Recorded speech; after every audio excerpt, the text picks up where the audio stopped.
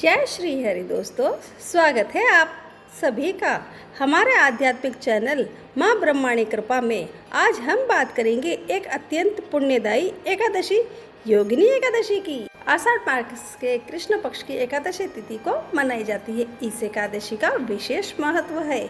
इसे सभी पापों का नाश करने वाली और मोक्ष प्रदान करने वाली एकादशी कहा गया है। इस दिन श्री हरि और माँ लक्ष्मी की पूजा अर्चना करने का विधान है। साथ ही व्रत किया जाता है। धार्मिक मान्यता के अनुसार इस व्रत को करने से साधक को जीवन में सभी सुख मिलते हैं। साथ ही भगवान विष्णु की कृपा से रुके हुए काम पूरे होते हैं। इस दिन व्रत रखने से, भगवान विष्णु की पूजा करने से 88,000 ब्राह्मणों को भोजन कराने के बराबर पुण्य मिलता है।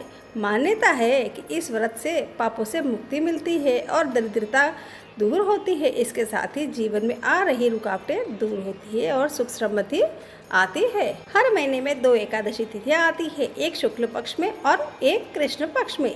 वही आषाढ़ माह के शुक्ल पक्ष की एकादशी को योगिनी एकादशी कहा जाता है। इसे तीनों लोकों में सबसे प्रसिद्ध एकादशी माना गया है।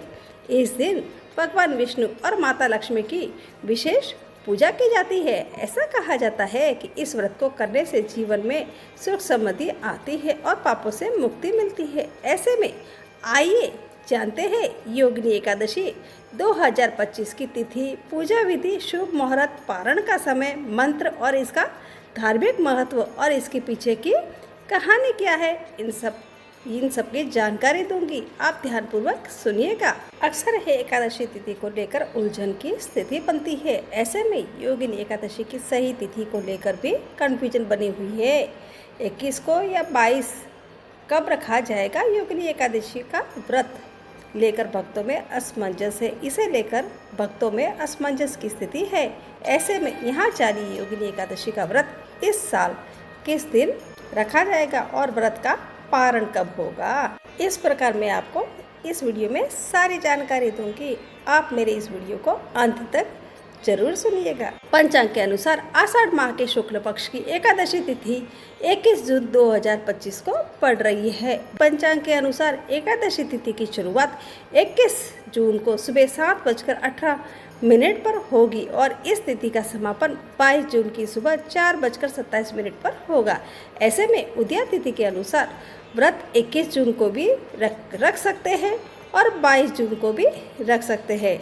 लेकिन 21 जून को जो एकादशी पड़ रही है वह दशमी युक्त एकादशी है और 22 जून को जो एकादशी पड़ रही है वह द्वादशी युक्त एकादशी है। इसलिए हमारे धार्मिक मान्यता के अनुसार हमें द्वादशी युक्त एकादशी करने का महत्व माना गया है और इसका विधान भी है।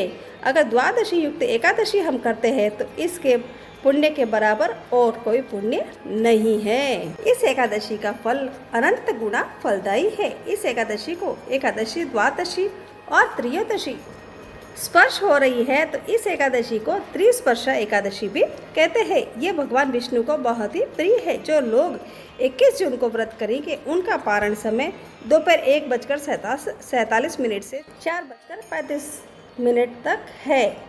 इस बात का ध्यान रखें कि पारण करते समय हमें सात्विक भोजन ही करना है और भगवान का स्मरण करते हुए रहना है। अगर जो 22 तारीख को एकादशी करते हैं तो उनके पारण का समय सवेरे 5:23 से लेकर 8:12 तक कर सकते हैं। योगिनी एकादशी का व्रत का पालन दशमी के दिन शाम के से ही शुरू हो जाता है। दशमी को गेहूं, मूंग, जौ और नमक का सेवन नहीं करना चाहिए। एकादशी की सुबह स्नान कर व्रत का संकल्प लेना चाहिए और पूजा स्थल पर एक कलश में जल भरकर भगवान विष्णु की प्रतिमा और तस्वीर के सामने दीपक जलाना चाहिए। उसके बाद भगवान को पुष्प, फल और तुलसी दल अर्पित करना चाहिए। विष्णु सहस्त्र नाम या ओम नमो भगवते वासुदेवाय मंत्र का जाप करना चाहिए। अंत में आरती करना चाहिए और भोग अर्पित करना चाहिए। भोग में तुलसी का पत्ता जरूर रखें, इससे पूजा पूर्ण मानी जाती है। धार्मिक ग्रंथों में योगिनी एकादशी को अत्यंत फलदायी व्रत बताया गया है। इस दिन व्रत रखने से, भगवान विष्णु की पूजा करने से 88,000 ब्राह्मणों को भोजन कराने के बराबर पुण्य मिलता है। मान्यता है कि इस व्रत से पापों से मुक्ति मिलती है और दरिद्रता दूर होती है। इसके साथ ही जीवन में आ रही रुकावटें दूर हो जाती है। मैंने आपको इन सब की जानकारी दे दी है। अब मैं आपको योगिनी एकादशी की कथा सुनाने जा रही हूँ। आप ध्यानपूर्वक सुनिएगा। योगिनी एकादशी की व्रत कथा प्रारंभ है। स्वर्गलोक में इंद्र की अलगापुरी में यक्षों के राजा कुबेर रहता था। वह भगवान शिव का भक्त था और उनके लिए रोजाना हेम नामक माली अर्धरात्रि को फूल लेके मानसरोवर जाता था। माली सुबह राजा के पास जाता और उसे फूल दे देता। एक दिन हेम माली रात को फूल तो ले आया, लेकिन वह अपनी पत्नी विशालाक्षी के प्रेम में वशीभूत होकर घर आराम के लिए ही रुक गया। सुबह राजा कुबेर के पास भगवान शिव की पूजा करने के लिए फूल नहीं पहुँचे तो राजा ने अपने सेवकों को गुस्सा कर पूछा कि आखिर अभी तक फूल क्यों नहीं आए, और अपने सैनिकों को आदेश दिया कि हेम माली को सभा में बुलाया जाए। सिपाहियों ने आकर कहा कि हे राजन, वह तो पत्नी की कामना में आसक्त हो अपनी इच्छा के अनुसार घर में ही रमण कर रहा है। उनकी बात सुनकर कुबेर क्रोध में भर गए और तुरंत ही हेम माली को बुलवाया। देर हुई जानकर हेम माली के नेत्र भय से व्याकुल हो रहे थे। वह आकर कुबेर के सामने खड़ा हुआ। उसे देखकर कुबेर की आंखें क्रोध से लाल हो गई। वे बोले, ओ पापी, ओ दुष्ट, ओ दुराचारी, तूने भगवान की अवहेलना की है। अतः कोढ़ से युक्त और अपनी उस प्रियतमा से युक्त होकर उस स्थान को भ्रष्ट होकर अन्यत्र चला जा। कुबेर के ऐसा कहने से वह उस स्थान से नीचे गिर गया। उस समय उसके हृदय में महान दुख हो रहा था। कोड़ों से सारा शरीर पीड़ित था, परंतु शिव पूजा के प्रभाव से उसकी स्मरण शक्ति लुप्त नहीं होती थी। पातक से दबा होने पर भी वह अपने पूर्व कर्म को याद रखता था। तदंतर इधर से उधर घूमता हुआ वह पर्वतों में श्रेष्ठ मेरुगिरी के शिखर पर गया। वहाँ उसे तपस्या के पुण्य मुनिवर मार्कंडेय जी का दर्शन हुआ।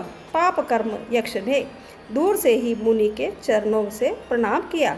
मुनिवर मार्कंडेय ने उसे भय से कांपते देख परोपकार की इच्छा से निकट बुलाकर कहा कि तुझे कोढ़ के रोग ने कैसे दबा लिया, तो क्यों इतना अधिक निंदनीय जान पड़ता है। वह बोला कि हे मुनि, मैं कुबेर का अनुचर हूँ। मेरा नाम हेम माली है।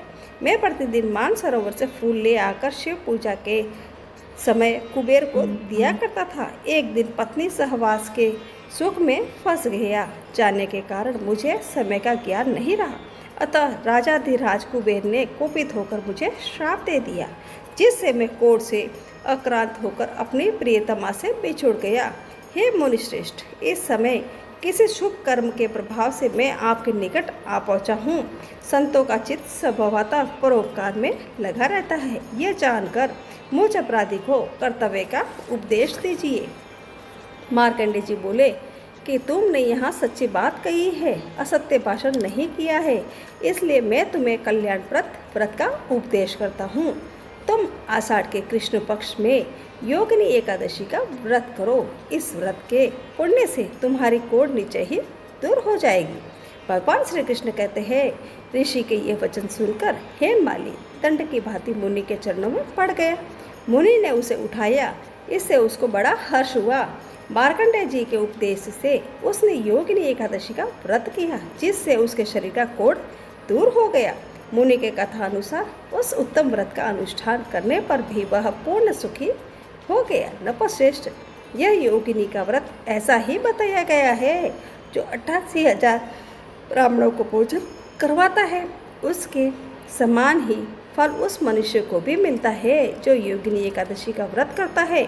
योगिनी महान पापों को शांत करने वाली और महान पुण्य फल देने वाली है। इसके पढ़ने और सुनने से मनुष्य सब पापों से मुक्त हो जाता है। इस प्रकार मेरी ये कहानी पूरी हुई। अगर आपको मेरी ये कहानी और सारी एकादशी की जानकारी, एकादशी का महत्व, इसका पारण समय, शुभ मुहूर्त, इन सब की जानकारी आपको मैंने विधि विधान से बता दी है। इसलिए अगर आपको ये मेरी जानकारी अच्छी लगी है तो आप मेरे इस वीडियो को लाइक करें, शेयर करें और सब्सक्राइब करना न भूलें।